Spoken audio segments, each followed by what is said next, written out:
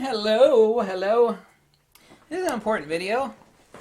While I clip on my microphone here. There we go. Wonder what happened if I took this microphone and started banging it against the table. I think it might be loud. An important video not made. Surprisingly, I think I made a video on every topic before, but the one thing that Nikon owns everybody on, and before you protest and say, no, Canon's got big glass too. No, there's two areas of Nikon glass. Whatever you think about their primes, their zooms, some of their cheap kit lenses, blah, blah, blah. And I can definitely say this as an owner of well over 500 lenses, and you take the top 20 YouTube channels combined, collectively, you take all of them. I have used and tested more lenses than all of them times 10, easily. Easily. It's like, you're an arrogant schmuck, aren't you, you fat bald guy? You see, yeah, but I'm also correct. The one thing that Nikon owns everybody's butt on, everybody, including Canon, two areas. Now, Nikon has some awesome stuff there in the middle, right? But other people have awesome stuff there in the middle, like mid-range zooms, 85 millimeter. Great, everybody's got awesome ones of those too. Nikon owns everybody's butt on wides, ultra wides specifically. You just can't say wides, because people don't know what a wide lens is. Really, a wide is anything underneath 35. Nikon owns everybody's ass on ultra wides and huge primes. Now you're going to protest the huge primes, so let me address that first, because Canon has some huge ass primes. Not only that, they're more lightweight. Nikon screwed up when they came out with their AFI, which is the 300 millimeter 2.8, and also the 400 and 600. People protested, not a 600 2.8, but the large primes. Nikon screwed up. Their lenses were not fast. Canon had the jump on Nikon back in the late 80s when Nikon screwed up with the AFI lenses. And everybody said, screw you, Nikon, we're going to Canon, because their lenses were faster autofocus and they were more lightweight. And Canon's been using fluorite lenses, which is a lightweight.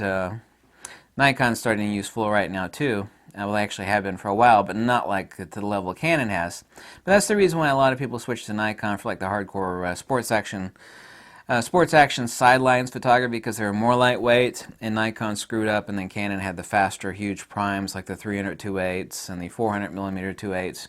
This is undeniable, but pure optical output, for the past 20 years, regardless of autofocus speed, and Nikon caught up and they caught their mistake, Nikon owns everybody's ass on huge primes, including Canon. Okay? Talking about just pure output, Nikon owns everybody's ass undeniably on their huge primes. They just do. Secondly, now I have a lot of Zeiss glass. I have a lot of love for Zeiss. Zeiss makes crappy ultra-wide lenses starting at their 21 millimeter. I don't care if you think I'm crazy, but I know better. I've got tons of Zeiss glass. I've used all their ultra-wide lenses. I still have some of their ultra-wide lenses, like their 18 millimeter 3.5.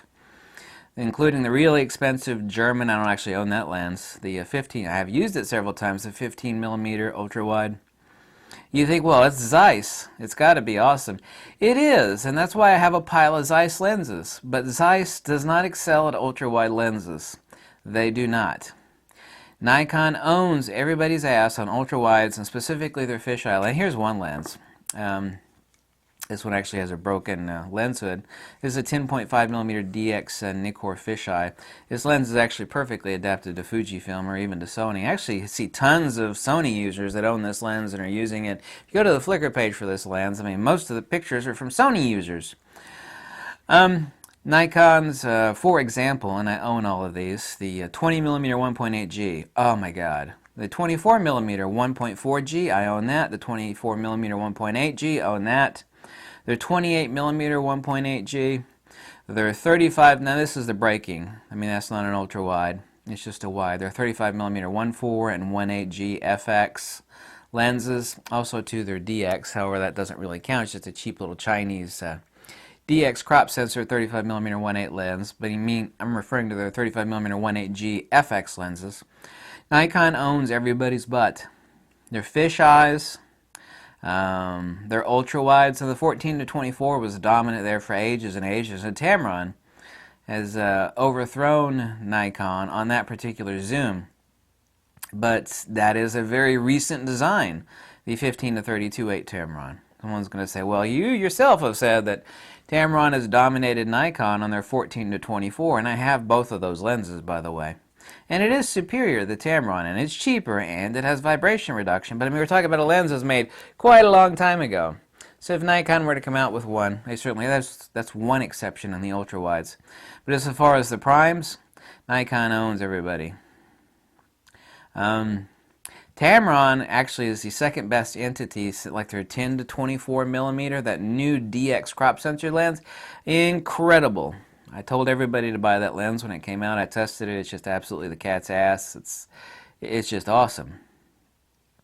Not talking about 35, but everything wider than 35.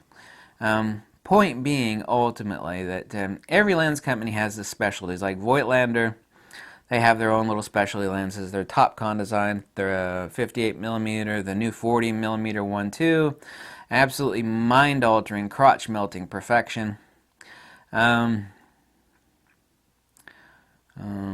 Canon excels at Canon has actually better perspective control lenses than Nikon does, for example. Nikon came out with a new one, which is incredible, which I tested, the 19 millimeter perspective control. Here's their 24 millimeter perspective control. All of those are manual focus lenses, by the way, and very, very expensive. This lens is $2,200, and it's a current production lens from Nikon, $2,200, 24 millimeter perspective control. But that's where Nikon does own everybody's butt. They're ultra wides and they're huge fat primes. They do. They own Canon as well. More people are using Canon now due to Nikon's huge screw up, like I said, in the late 80s with their AFI lenses.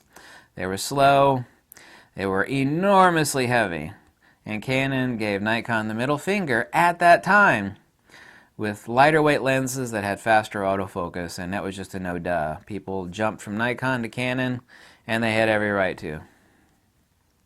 That's not been the case for the past 20 plus years, though. We're talking about ancient history so far as camera and lens technology. But I wanted to make that point because it is important. No lens company is perfect across the board. If they make a lot of lenses, they're just not. Zeiss is not. Leica is not. Voigtlander is not.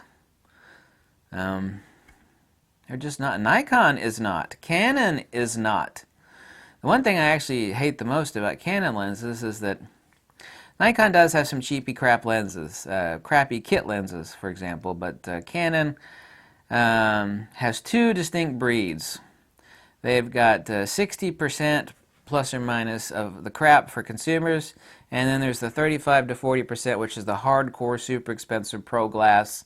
But most of their glass is junk I wouldn't wipe my butt with.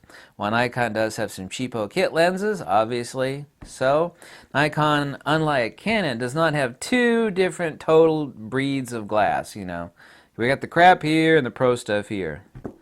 Nikon does not have that distinction. It's really stark with Canon, however. But this video is important, and it's an important distinction to make because someone said, well, what about Nikon glass? It's like, well, it depends. Canon has the best perspective control lenses. Well, I mean, they do. Canon is focused a lot more on PC lenses. Nikon only has a few of them, and they're really good. Zeiss 135mm APO sonar, incredible, wonderful. Zeiss ultra-wide lenses, they suck hardcore. No way in hell. Zeiss 21mm, 25mm. The reason why there's always a crap load of those for sale on eBay is because nobody wants them, because they suck. The 18mm Zeiss? Well, it's a Zeiss lens, it's got to be good. It's like, no. Generally speaking, that's a correct statement. Specifically, it's incorrect. Zeiss never mastered ultra-wide lenses. They just did not. They have not. They might in the future, but to date, they haven't. Nikon owns everybody on their ultra-wides and their big primes. 200mm f2, 300mm 2.8, 400 2.8, 500 millimeters, 600mm f4. Who knows about the 800mm? I had my hands on that once. $17,000 lens. It's beyond obnoxious. I can't comment on it other than having my hands on it once. I know of nobody using that lens. Well, maybe I know one person that does, but anyway, thanks so much for watching. I'm not sponsored. I have no affiliate links, and if you like these videos, you could always click the link below, or you can tell me to jump off a cliff, whatever makes you happy. Thank you so much for watching, and goodbye.